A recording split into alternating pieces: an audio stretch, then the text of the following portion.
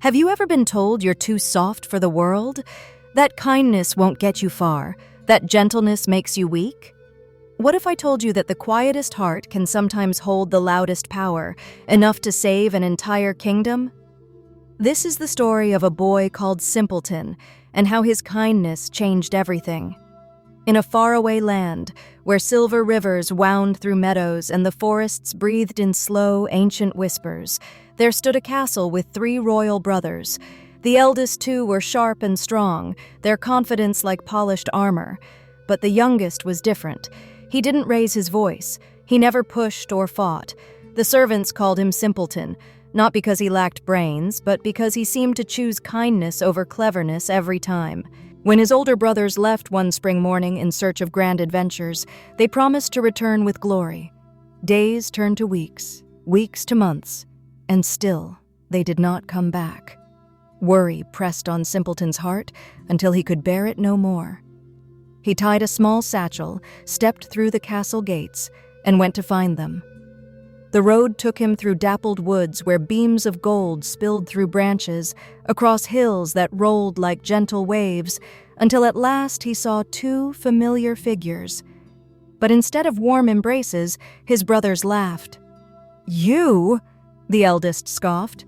"Out here? Go home, Simpleton. You'd lose your own shoes if someone didn't help you." He only smiled. "Then we'll walk together. I believe our journey isn't over yet." Their path led them to a crumbling anthill, alive with tiny creatures carrying eggs and green leaves. The eldest brother grinned. "Let's kick it over. See them scatter." Simpleton stepped forward quickly. "Please, they're not hurting us." "Why hurt them?" His voice was calm, but the brothers exchanged a look and moved on. Later, they came upon a lake as blue as glass, ducks gliding over its surface like little boats. The second brother's stomach growled. "Dinner," he said, reaching for a stone. "No," Simpleton said gently. "Let them live their lives. The lake wouldn't be the same without them." They walked on until a golden sweetness filled the air. Up in a tree hung a hive heavy with honey, bees buzzing in the warm light. The eldest brother rubbed his hands. "Smoke them out. We'll feast tonight." Simpleton's eyes softened. "Please, let the bees keep what they've made. They've worked hard for it."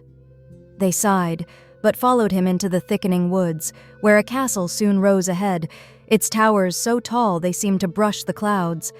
The courtyard was lined with stone horses, frozen mid-gallop. Inside, silence lay heavy, like the place had been sleeping for 100 years. At the far end of a hall was a door with 3 iron locks. Through a small glass pane, they saw a little gray man at a table. They knocked once, twice. On the 3rd knock, he looked up, unlocked the door, and without a word, ushered them to a feast. Afterward, he led each to a quiet room for the night. At dawn, he called for the eldest brother and brought him to a stone table where 3 riddles were carved, the key to breaking the castle's curse. The first task, find 1,000 pearls hidden in the mossy forest before sunset. Fail, and turn to stone. The eldest left with swagger, but when night came, he had only 100 pearls. In the blink of an eye, he became a statue. The next morning, the second brother tried. He found 200 before the sun fell, and he too became stone. When it was Simpleton's turn, he searched carefully, kneeling in the moss, turning over leaves. But the pearls were so small, the forest so vast. His eyes stung. Then, soft rustling. The Ant King emerged, crowned with a leaf. "You spared us," he said. "Now we return the kindness." Thousands of ants poured over the forest floor, finding every pearl, stacking them in shimmering piles at Simpleton's feet. The gray man's eyes narrowed, but he gave the second task: retrieve the golden key from the bottom of the lake. Simpleton stood at the shore, the cold water reflecting the clouds above. Then came the ducks, the very ones he had protected. Without a sound, they dove and soon returned, the key shining in a beak. The third task was the hardest: choose the true princess from 3 sleeping maidens who looked exactly alike. Only one had eaten honey before sleep. The others had tasted sugar and syrup. Simpleton's mind raced. Then he heard it, the faint hum of wings. The queen bee floated through the open window, drifting over each princess. She settled gently on the lips of the third and rested there.